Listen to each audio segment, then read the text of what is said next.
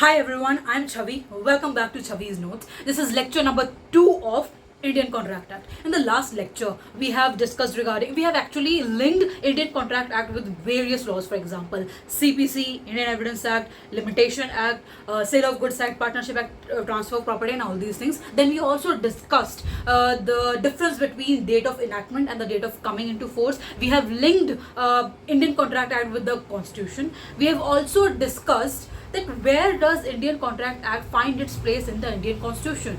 Thereafter, since we know that Indian Contract Act came in the year 1872, then what was the position before 1872? Like how contractual relations used to be governed by what law, and what was the situation basically before 1872.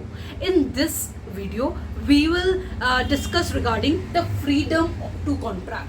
What do we mean by freedom to contract? We all need freedom, right? We all love freedom. Who wants to get dominated, right? सिर्फ contract की ही बात नहीं है. Otherwise also in our normal life also we like to be free. When we get freedom, we feel easy, we feel light. So nobody wants to get dominated. Similarly, it is here in the Indian Contract Act, that is freedom to contract. What is that freedom in the contract? Let's discuss. So here, freedom basically means that in contract, total freedom is given to the parties to create their own laws, to create their own rights, to create their own duties.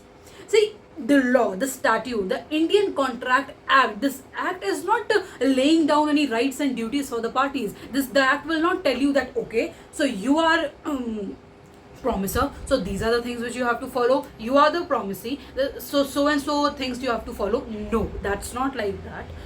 Parties are given complete freedom to create their own rights and obligations. So in contract is basically voluntarily created civil obligations. Means parties voluntarily create their own rights and obligations. Thereafter, in simpler words, we can also say that parties create law for themselves. Okay, so now since they have created law for themselves, what will happen if they don't want to perform? In case they don't perform, be ready for the consequences.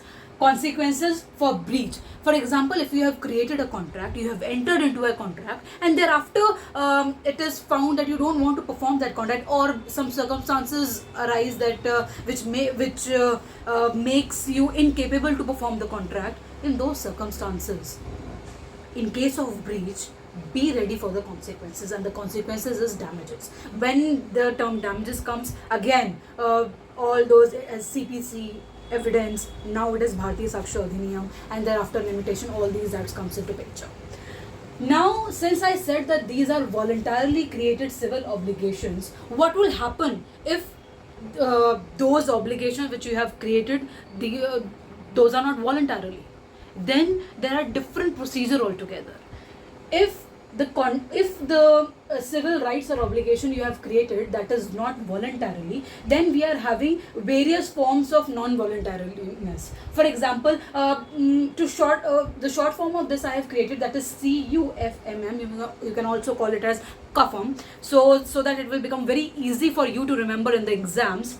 C is for coercion, U is for undue influence, F is for fraud, M. See, 2 M's are included here. That's why I have written IS miss here, so that in order to create a differentiation between the two.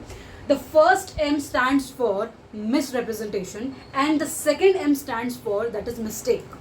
You have to keep this in mind, that the first M is for misrepresentation, because there are different consequences for misrepresentation and mistake. For how? If misrepresentation will be there, then your contract will become voidable. Whereas on the other hand, in case of mistake, your contract will be either void or valid. How it will be void or valid, then we will discuss in the next upcoming lectures. But you have to keep this in mind, that while you will be remembering those, or while you will be memorizing those, you have to keep this in mind, that always keep the first M, misrepresentation, in mind in the upper hand. Okay, so kafam, C, coercion, undue influence, fraud, misrepresentation, and then it is mistake and unlawful. Unlawful, the contract which is unlawful, that would be void under section 23 of the Indian Contract Act. That is different. So that is what freedom to contract is all about. Why? Because parties are free to create any right, obligation, stipulation, condition, whichever is advantageous to them. For example, if I want to sell my house at ₹100, आजकल 100 रुपये में property मिलती कहाँ है? मिलती है क्या? अगर मिलती है तो मुझे भी बताना. तो देखो, 100 रुपये में जो है मैं अपनी प्रॉपर्टी बेचना चाहती हूँ और कोई एक ऐसा जो है बायर है जो कि मेरे को मिल गया, जो कि 100 रुपये में प्रॉपर्टी खरीदना चाहता है. अब मैं बेचना चाहती हूँ 100 रुपये में प्रॉपर्टी, वो खरीदना चाहता है 100 रुपये में प्रॉपर्टी. किसी थर्ड पर्सन को इस चीज़ से क्या प्रॉब्लम होनी चाहिए? क्या होनी चाहिए क्या कोई problem? Obviously not. So these are the conditions which I have created for myself. It might be advantages for me also, उसके लिए तो एडवांटेजेस है भी. तो unless and until there is any kind of either of these things upon me, the contract is a perfectly valid contract. So freedom is that important. Freedom इतना important role play करती है किसी भी contract में. If the freedom will be there, your contract will be perfectly valid. Nobody will be having any questions or any obligations whatsoever regarding your contract. But if you prove that freedom was not there and you were actually under threat or under force or under any type of coercion, then immediately the contract which was initially valid, it will immediately turn to either voidable or void if you will prove that it is mistake. Okay, so अगर मैं बोलूँ कि अरे नहीं मैं असली वाला घर नहीं, मैं तो एक जो मेरे पास जो टॉय है घर का मैं वो बेचना चाह रही थी 100 रुपये में, तो वो तो मिस्टेक है. तो ये आगे हम डिस्कस करेंगे. So this is how freedom to contract plays a very important role. I hope this is clear to all of you, isn't it? Now, one more important thing is that there are 3 important definitions relating to the law of contract. Those definitions I will write in the description box. Kindly have a look on that, or I will also mention the comment box also, and I will pin it. Okay, those definitions are by Anson, and the second definition is by Sir Henry Maine. I will recite it right now. You can have a look of these definitions in the comment box and also in the description box. So the first definition is by Anson. This is a one-line definition. The first definition of Anson, that is, contract law is a child of commerce.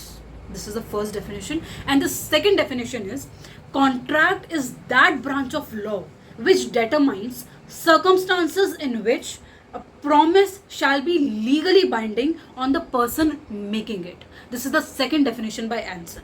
And now comes the third author, that is Sir Henry Maine. So the definition by him is, movement of the progressive society has hitherto been a movement from status to contract. Okay, so these 3 definitions are very, why I have mentioned these definitions, because if you will give competitive exams, so these are the definitions which will become very important for your exams in which PT is there, or you can also imbibe these definitions in your answers also. Okay, don't forget to check these definitions in the description box and also in the comment box. I will pin that. That's all for today's video. Thank you so much. Bye bye.